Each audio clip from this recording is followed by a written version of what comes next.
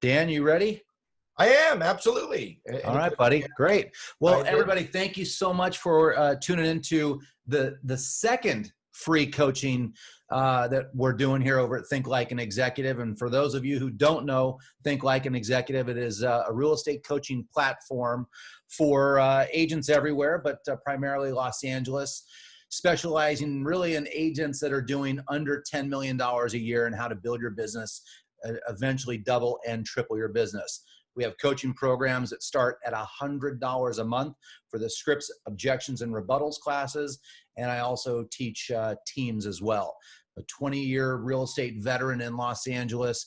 I've managed some of the top brokerages around Los Angeles, as well as been a top producer in the LA area. So with that said, I got my great buddy, Dan Finder, here over at Russell Bullock down in Orange County. Dan, how are you? I'm doing fantastic, Jason. Thanks so much for having me on. I really do appreciate it. You're the best, dude. You're the best. So Dan and I have known each other for 12 years, we're guessing? Yeah, we're trying to figure it out a long time, right? Yeah. When we first met, I do remember the first day that we had met, and since then we've just kept in touch. We've gone different ways and we've done different things, but we've always spoken. So it's wonderful to be in your friend basket, Jason. Thanks, man. Back at you. We met in the radio days over at KLSX with Adam Carolla, Tim Conway Jr. And I mean, you were in radio for quite some time, right? I was. Before I got into real estate, I was always I was a radio guy. I produced all the local radio shows on 97.1. So from Stern, excluding Howard Stern because he wasn't local. So anyone who was after Howard Stern, Sam Rubin, Conway and Steckler, help with events and that kind of stuff. But I did that for a greater part of 2 decades, and it was fun, but I always had a passion for real estate. And when I felt that radio station, that industry was going south, that's when I took the dive. I floated around a little bit, kind of figured out what I really wanted to do in general, because I was up in LA and, life was just a little differently. Things just thought out a little differently. My wife and I had one child and wanted another. You just can't do that on a radio budget. And it's hard. It's even hard to do on a real estate budget. You can do it in real estate? Wow, that makes no sense. So yeah, but I made the move, and the only, I love it. It's an industry that it's not a part-time job. It's a full-time job. It's not a, maybe I'll be a realtor type of job. You've got to have both feet into it.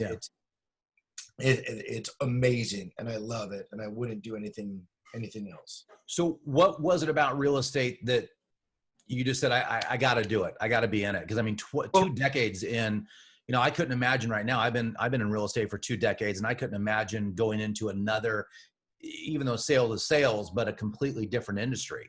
So why real estate? Well, first I will tell you that I don't think real estate is sales, and I'll tell you why in a minute. But I was always one of those. When I turned 16, I grew up in Irvine. When I turned 16, I used to drive up to LA with a boatload of cars, and we would go look at all the big mansions, and then we drive the coast down and stop off in, Redondo Beach, all the way through past Long Beach into Huntington and then Newport, and just looking at all the coastal communities. And I love homes. I love everything about homes. I love the style of them. I love how they live. I love walking into, Sunday I showed 2 different clients, 4 different homes. The first set of clients were looking at homes up to 450. The second set of clients were looking at homes up to 4.25, 4.5 million. And it doesn't matter, where they are and how they live. I love visiting them, and I truly love the business. So that's why I got into it, is because I love homes, and then I enjoy people, and you put the 2 together, you got yourself a good time. But the one thing that I've absolutely admired about you, and from our friendship to the way that you handle clients and stuff, is that you have such a passion for people. And it's not just about the business or making the money and stuff. It's you just enjoy people, and you're always in an upbeat mood. I mean, in this crazy market that we're in and stuff. Where does that come from? I want to get a little more into the psyche of it. It's very, very kind of you, and thank you. Yeah. for that. It's a huge compliment. And, you know, I just enjoy people. I just do. I love people. I love, you know, like this, you know, this distancing is killing me because I'm a hugger, you know, I like shaking someone's hand. I like, Right. you know, I just like people. So, Yeah. you know, this is also an industry though. You have to be a bit of a chameleon. You know, I become very, very friendly and very, intimate, if you will, with my clients. And there's some clients that just don't want to be your friend. They just want you to be their realtor. Right. And I got to learn to turn, you know what, I got to learn to turn that off, you know, because I want to talk about everything about life and things and what's going on and your kids and grandkids. And some people are like, hey, look, you came highly recommended, just sell my house. You know, I don't want a friend. And you got to, I've got to learn how to adjust that. And I've gotten to the point though in my business where I can read those signs very, very easy early, and then adjust accordingly. And to go back on the sales element of it, if you don't mind, Jason. Yeah. The reason why I don't think, you know, I've been in radio sales, and that's an A to Z sales job where you're going in and you're really trying to convince them why your radio station is the number one station to sponsor and to be play ads on and all. You know, it's all smoke and mirrors. This is why. But all you really do is got to show them a house that they enjoy, that they love, that they're passionate about, that they could see a future in, that they could see themselves quarantined in, right? That's it. I don't go in, I don't sell them. Matter of fact, you know, my approach, which I am a very positive guy, is I will always point out negatives into properties. I'll do that before the positives, because first of all, what that does is it creates trust, right? And you tell them, you know, the first time you go out with them, like, hey, look, just so you know, I'm a really positive guy, rainbows and butterflies, all that kind of fun stuff. The reality of it is that your house sits on the house you're interested in sits on a very major road. And you're, you know, whether it's 3 a.m. or 3 p.m., you're going to hear it, right? Just so you know. And then you leave it up to them. And that way, when the deal closes, you know, 3 weeks later, like, shit, man, it's so loud. Like, right. I told you, remember we went over it, you know, about half a dozen times. So, you know, you got to, you know, the point is that the reason why I don't believe that this is really a sales job is because you're not ever into selling the product as the product it sells itself, right? It's an emotional buy through and through, right? So I remember when you got into real estate, it's probably been 8-9 years, maybe? 9 years. 9 years. Yeah. Okay. So I remember when you first started thinking about getting into real estate and you actually got your license and everything. I mean, I was there day one and everything. You have a very dead set mindset about you. And kind of where this leads me is, you know, I remember a couple of years ago, you were driving to Riverside to go do a showing. Then you had to go back to Orange County to do another showing. And me being in the business as long as I have, I would have been like, you know, I remember I actually had you as a co-listing agent on one of my very good friends. That I've known for 35 years, almost 40 years probably. I had you as a co-listing agent because I wasn't willing to drive to Newport Beach to go sell their home. And I brought you on and you nailed it, obviously. I mean, you killed it, and I wouldn't trust anybody else down there. Very sweet. But you. And that was a great, fun, easy transaction for the most part. But, you know, you were in Riverside one day, Orange County the next day doing showings, and the scrapper mentality I love. Being this long in the business, I would never do it anymore. You know, like, I'm not driving to Palm Springs to go do a showing. I'll pay somebody to go do it. But you still have that mentality. Thank you. And know what it is? It's truly out of passion and love. So, I mean, currently I have an escrow in Aliso Viejo. I've got a listing in San Clemente, and I've got a listing in Palm Springs. I've got a home coming up in Costa Mesa, and I've got a client that's looking in San Luis Obispo, Pismo area. Right. Okay. And I just got a call from somebody asking if I'd be willing to help them with a transaction in San Francisco. So it comes from, you know, honestly, it just comes, listen, this is one of those industries that you really have to enjoy all elements of it to succeed, in my opinion. And that's showing the homes, dealing with other agents, doing the paperwork, and always learning more, because and learning from how you could have done something better, because every transaction is completely different, and none of them, candidly, and I'm just generalizing, goes smooth. You know what I'm saying? Where you're not dealing with some type of obstacle or some type of, and it could be something very minor, very, I mean, I just lost a really nice healthy deal over $200, and I'm like, hey, I'll write the check. But it became very emotional for the buyer and the seller. They wound up not liking each other. And, once it became, an FU game. No, I want, look, guys, this is really silly. Let's just go ahead. I'll write the check for $200, and then you're going to buy a house that you really like. And it just didn't go, so, what could you look at that? Like, what could I have done differently? Right. And in that case, what I could have done is maybe not have the buyer and the seller communicate so much. Sure.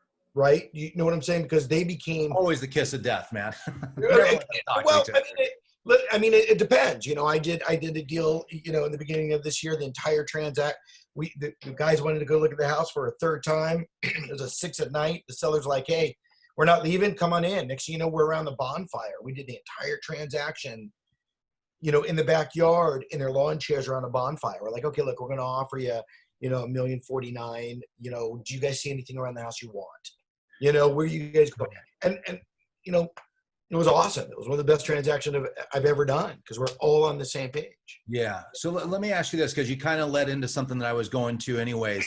You have a lot of business in a lot of different places. I know that is your wife still doing your social media? She does. My wife was in the entertainment industry as well for 20 years, and she did marketing for an independent film company. And, the entertainment industry, she just got burnt out. And at that time, I was just blessed, and I had, my business was growing. So she jumped ship, and we wound up, at the time, we lived in Orange County, in LA, and we wound up moving to Orange County when we were pregnant with our second kid. And so, yeah, she does all my marketing, and she has several other clients as well that she does all the social media and all the Facebook and, all that kind of, all the online elements. You're very big on social media. I see it, and the stuff looks great and everything. My question is, though, is that how you're getting your business in today's market, or is all this stuff from 8-9 years of really hard work and everything's just referrals? And if they're referrals, are you asking for referrals? Well, so I have a different philosophy now than maybe, my muse did, that when he started in the business 3 times longer than me. I feel back in the day, you could really focus on a farming area or one element of marketing, and that would work. But in today's climate, because of the evolution of it, I compare it to an apple tree. And back in the day, you could take one apple and just eat that and get enough business to survive. Now I think what's happening is you need to bite a little bit, but effectively, and enjoy yourself, a bunch of little apples. So what I mean by that is I do a ton of different types of marketing. I write personal letters, right? To people every week. So I'm, if I'm in front of the TV or doing something with my kids or whatever, taking, at an open house, I'll just write letters to my past clients. Hey, how are you? How have you been? Just staying in their face. I do have a farm area in San Clemente of almost 500 homes we've been hitting up, right? I do, last year around this time, we were running, it was a huge investment, radio ads on KFI, right? And we did that for 3 months, right? So, but this is what I find funny. We run ads in our local church that we support and we volunteer, right? Plus referrals and, so that's what I do. I do a little bit of everything, and that's what works for me. Sure. I think the irony behind that is you could put your eggs in one basket and just focus on that. And like the element of like, I get kind of hippie at this point. Like I feel as if it's kind of a law of attraction, the universe sees. So a great example is I spent an exorbitant amount of money on KFI ads Mm-hmm. and had an incredible year on everything but the ads. The ads didn't work at all. It was a fantastic run, and it was ego boosting to hear, my name on the radio, and it was awesome. And would I do it again?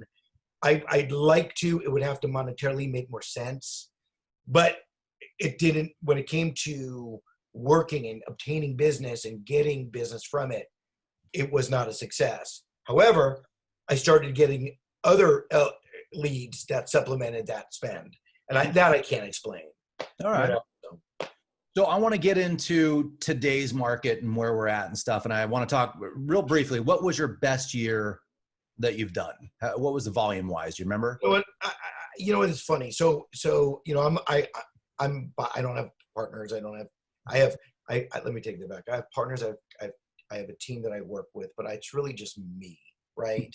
So I do have a group of people, but it's not like I'm one of the, you don't see my face back to back with somebody or a group of people and I'm in the middle. It's just little Danny Finder busting his hump to get business and sell homes, right? So my best year I had was 2016 at 28 homes. I don't remember for the year, that doesn't include the half a dozen leases I do a year.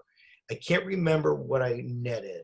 Unfortunately, I'm not a big, sorry, Jason, Mr. Ghilardi's huge into numbers and, I just work, and either my wife's going to tell me if I can afford dinner or if I can't, you know what I'm saying? But, okay. but my ultimate goal, my ultimate goal is I'd like to do, and I was on pace this year, which maybe, hey, year's not over, not even half over, to do about 35 homes. So that's my goal. Wow. Right? Okay. So are you concentrated on a certain dollar amount, or is it just about the units? Volume. I just want units. I want volume. Yeah. Right. And the reason for that is that my attitude, I want volume for several different reasons. First of all, the more homes I do, that means the more people I get to work with. Sure. And as I've mentioned, I love working with people. I love the business end of it. Okay. So the more homes I do, plus I feel like I've got amazing friends that they don't want to do any deals under 7 digits. Right. Okay. And they have the luxury of being there, but they let a lot of business go by, and I'll get those referrals, right? They're like, hey, just give me 25%, and I'll do it. I'll chalk up the number. But what that's done is that kind of like a treat that now they will tell me about their friends. They don't tell their friends about the person who referred them sure. to. So that's how I'm able to also obtain some business, is because, of course, my referral business is fantastic, thank God. But it comes from other realtors, which is a bit ironic. You know what I'm saying, right? Yeah. So I want to get into the numbers and the stats real quick here, but I just want to ask you before that, what has the first quarter been like for you this year with coronavirus, the second quarter we just tapped into and stuff, and what is your outlook for the end of the year? Because I know that, my opinion, and I mean, everybody's on here pretty much heard my opinion multiple times about where I think that we're going, what's going to happen. So give me your quick little 3-4 minute pitch on what's going to happen, this year with real estate market, interest rates, all that stuff. Great. No, well, first of all, I think that, gosh, where do I start? Because I have a lot of passion for this. I think we're going to be fine. And let me explain to you why. Okay. I consider today's market as like a December, right? Everyone's like, I don't want to list my house in December. December is the best time to list a property and to sell a property. Okay. To represent a buyer or a seller, because nobody's messing around in December. When I do an open house in December, I know every single person that walks through that door is a serious contender to buy a house. Everyone. If I do an open house in August, I'll double the traffic, but I'll waste my time. Does that make sense? Right? Yeah. Then I usually waste my time as just, I'll do it all day long. I love it. I do open houses every weekend if I can. So the point is that I believe that in today's climate, everybody who lists their property is serious about selling. Everyone who makes an offer, whether it's a low offer or an offer that is contingent or whatever, they're serious about buying. So I think it's actually, because of that, a very healthy time to be active in the market. Okay, Okay. whether you're buying or you're selling. Although the inventory has been extraordinarily light, okay, there's still movement. So when I talked to Jason this morning at 9:30, at that time, we had in Orange County alone, we actually had 7 new listings appear. Okay, I mean that's only It's 9:30. since 9:30 from this morning. We had 7 new listings, and I know about 7. That's it, because this time last year was 14. But if you read all the, if you read the trades and you buy into all this BS, how we're going into this forced recession, which I'm not arguing. I know I know 1 of 4 people losing their jobs and blah blah blah. But the reality of it is that houses are still moving. Yesterday in Orange County, we had 16 homes fall into escrow. Now, of course, someone well, there's 45,000 homes on the market, and 16 is nothing. But it's not nothing if you listen to the doom and gloom and how everything's going to hell. That's Sure. awesome. That's fantastic. We in Rancho Santa Margarita alone, where I live, we have 63 currently active listings on the market, from $325,000 one bedrooms to $13 million Coto de Casa estates. Okay, so there's inventory, right? I believe that, and I'm nervous. I'll be a realist. I am nervous, and I'll get into that in a minute. But I do believe that because we're creatures, that we're very social creatures, we're very active people, especially people in Orange County and LA County and surrounding communities, where we want to touch things. We want to be out. We want to do things. We want a better life, right? So I believe that what's going to happen is 2 things. Is that we're going to have a surge when they're like, okay, hey, you know what? We're cool. Just wear masks, okay? But you can live your life somewhat normally. Sure. I think we're going to have a surge of people just acting on buying and selling, right? Okay. With that being said, I also think that you're going to have people that have locked in their rate, that rate lock, that at a 3% 30-year fix, that rate lock might expire, and they're going to want to take advantage of it, and they're going to move quickly. Okay. So I'm very, very optimistic for our near future. With that being said, the contradiction is that I am nervous, because how fast are we going to get back into play? How fast are we going to get to where we really need to be to have a healthy environment? Yeah, let me interrupt you. Let me show you this real quick, because I pulled up some stats this morning, and can you see these numbers right here? Yep. Okay, great. So let me just tell you, I went from Costa Mesa to Dana Point. I mean, that's what, a 20-mile spread, probably? Yeah, a little bit more, but.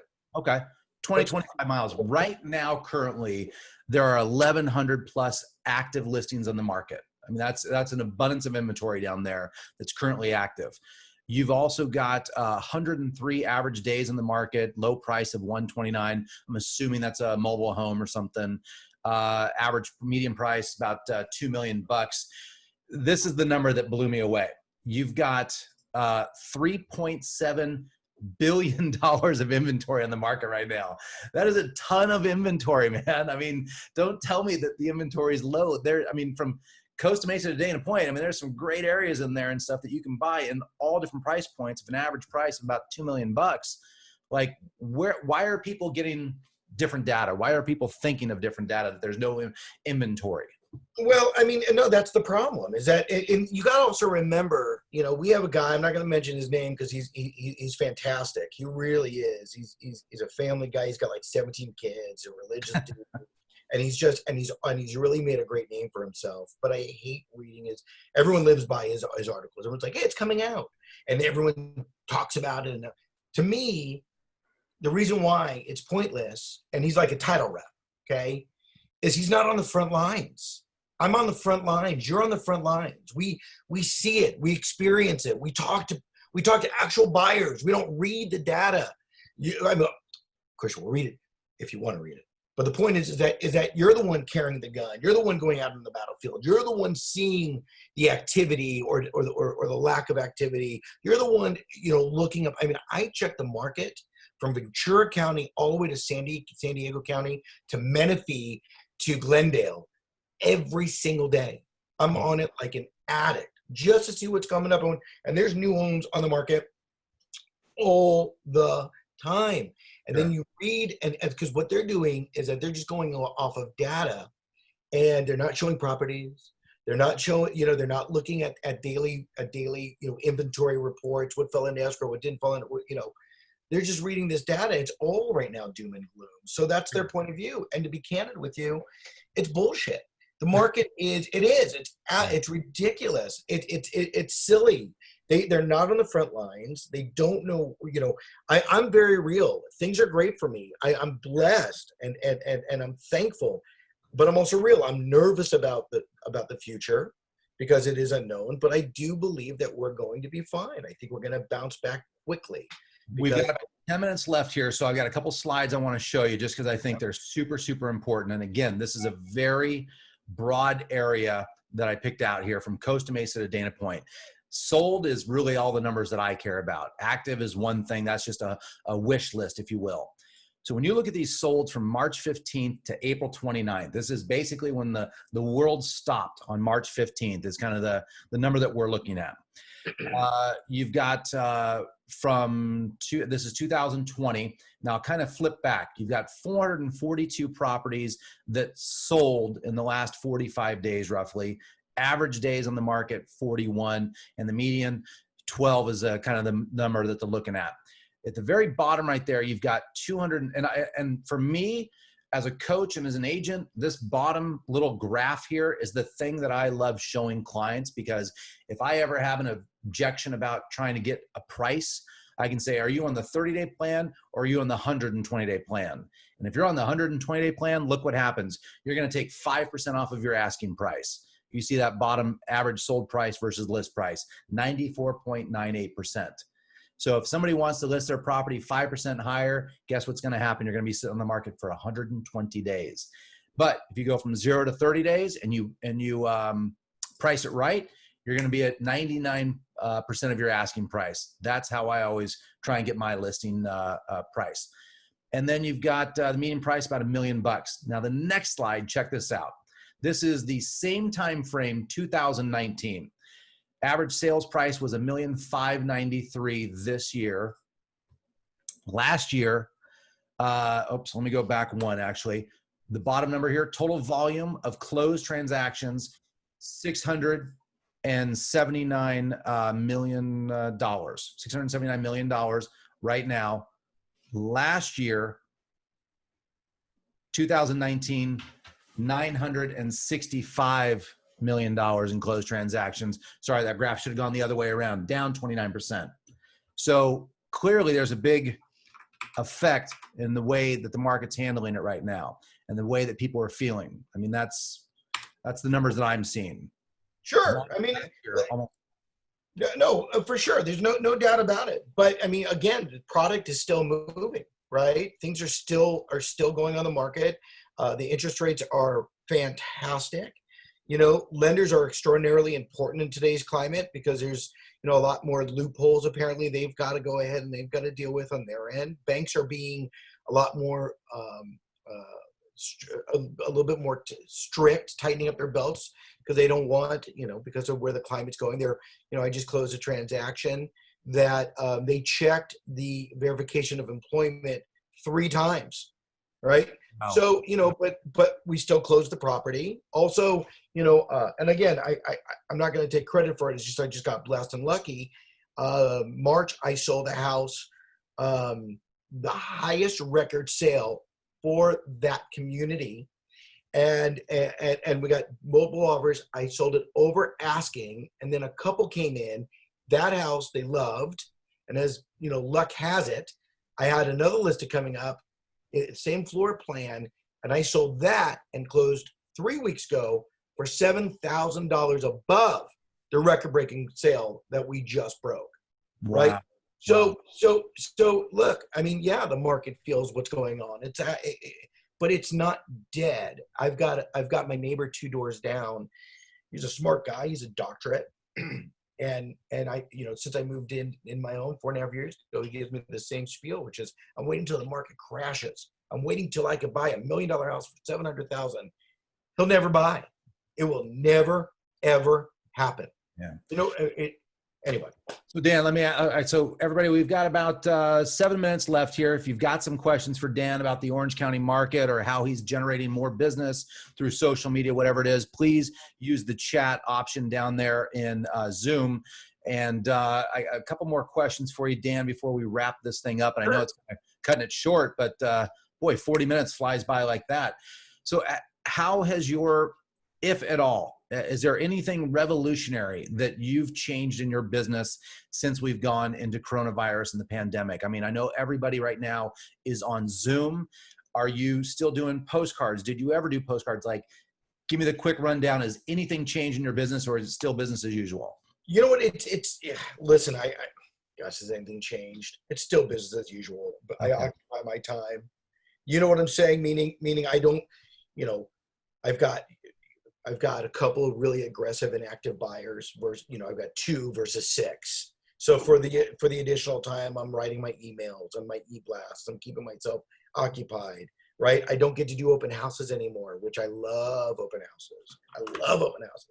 And I don't get do that anymore. So rather than just hanging around or sitting around or doing nothing, I'm working, on my business, right? So hopefully one day I can work in it. Does that make sense? Absolutely. So, I'm not, this is not a resting time for me. This is not, obviously life has changed. I've got 2 kids. They're at home now. And, trust me, it's only a matter of time before my 8-year-old comes storming in here, and starts screaming, can we go play basketball? So I don't, but what I do find is I'm spending, when it comes to hourly, I'm finding that I'm spending more time working on my business in hopes at the very end of this that I come out running, that I've done the labor, that I'm running. I also feel that our market and our industry is saturated with people that don't have the passion that I've got for it, or maybe some people are listening out for it. And this climate will ultimately, I feel, weed those people out, right? So at the very end of this, whether it's at the end of May of 2020 or end of May of 2021, if you just stay the course and you could frankly afford to put food on your table and pay your mortgage or rent, you'll see that will wind up ahead of where you were when we first got into this thing in March 15th. All right. My last question for you is, have you ever done coaching? Are you going to do coaching? And if you're not doing it, then why not, damn it? Well, I see you got a couple dozen people listening. I couldn't get parents are listening. Brother, I can get this amount of people at my funeral. So there's no way that I'm going to even get into coaching. But and nobody wants to listen to this dude anyway. I'm surprised that we haven't heard, Melissa dropped off. Thanks for coming. Andreas dropped off. Thanks for coming. But I'm always, I'm always here to help anybody if you need it. I don't know how I could be of any service, but if I can, whatever that means to you, I'm here for you. So always here to help. Where can people find you, man? How do we get in touch with you if we want to send Orange County? Oh, sorry. One more thing that just popped in my head. I feel like now the buyers and the sellers have gotten to be way more quality than they were before, because at this time in the market, if you're looking, you're serious, right? That's what we said. I mean, Listen, people, when I got into this in 2011, and I actually interviewed at a Coldwell Banker up in the Ventura, Westlake Village area, okay, because I was living at the time in Reseda. And I sat down, the very first thing that guy said to me was, why in the world would you want to get in the industry at this time? And at that point, I'm like, okay, I know this is not the brokerage I want to work with. Right. Because the reality of it is this, and with all due respect, I can't remember who he is, but the point being is that this is the best time to get into the industry because there are no tire kickers. People who are looking to buy are going to buy. People looking to sell truly want to sell, right? If you could survive during this time, think about how well you're going to do when things are just killing it. Right. So tell the people where they can reach you. Some people want to, you have a podcast. Some people want to know. I don't listen. If you want to call me, 949-424-6633. My website is all my information, danielfinder.com. or Daniel@danielfinder.com. It's the most narcissistic business there is. So anything with Daniel Finder, you'll find me, right? All right. And I'm always here to help anybody. I don't know how I can or what I could do for you, but I'm here if you need me, okay? Yeah, Jason, man. thank you. Honestly, you're a huge stud, and I've said it now for over a decade. I love you to the beach and back, and I can't thank you enough for allowing me to, you know, to chat with you. It means a lot that you trusted me enough to do this. So thank you. Absolutely, man. I've known you for a long time, and I respect your business. I expect how you really go out there and just kill it. And the volume thing is such an interesting take on business. Two more questions. Any suggestions for teams? Have you ever thought about starting a team? What do you think about teams? Real quick.